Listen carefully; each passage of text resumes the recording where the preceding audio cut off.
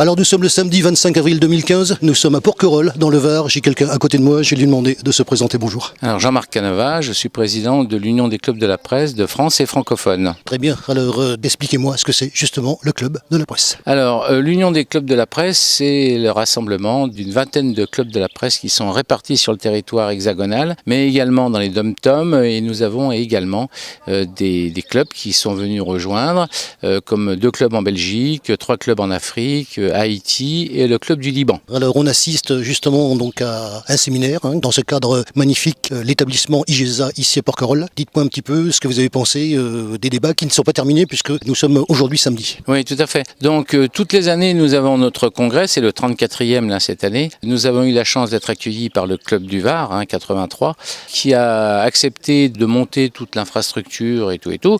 Et puis ça tourne autour d'un débat central qui a été malheureusement conduit et dirigé par l'affaire de Charlie Hebdo du 7 janvier dernier. Donc nous avons décidé de parler de liberté d'expression et de liberté de la presse. Les débats d'hier, puisque moi j'étais pas là, donc qu'est-ce qui s'est passé hier? Alors, en préambule à la plénière de cet après-midi, il y a ce qu'on appelle des ateliers. Alors des ateliers qui parlent du métier de journaliste. Alors c'est le data press, c'est la position qu'on doit avoir vis-à-vis des pigistes qui sont de plus en plus précarisés dans notre métier, puisqu'il y a de moins en moins de journalistes salariés professionnels. Donc voilà, on essaye de trouver des solutions et chaque club vient un petit peu pour faire son marché, on va dire, c'est-à-dire trouver des solutions qu'on rapporte chez soi et qu'on met en application. Les participants, alors on va les citer. Alors nous avions Emmanuel Vire qui représente le SNJ-CGT, mais nous avions également Patrick Peloux qui est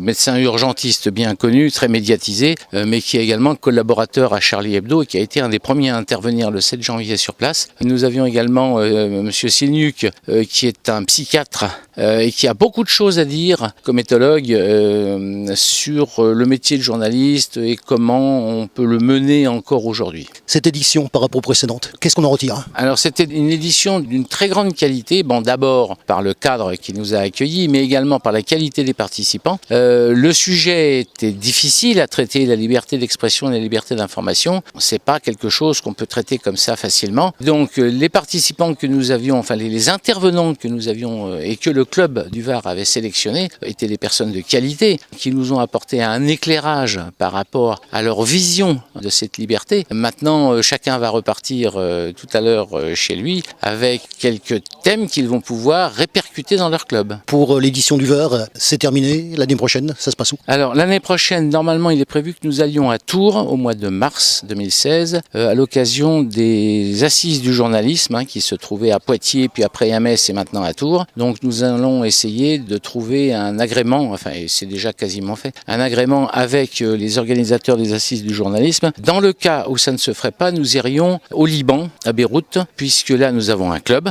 qui est adhérent de l'Union des clubs de la presse et qui organise un rassemblement de 400 jeunes et d'une centaine de journalistes venant de 40 pays différents. Donc nous pourrions très bien organiser notre congrès à cette occasion-là.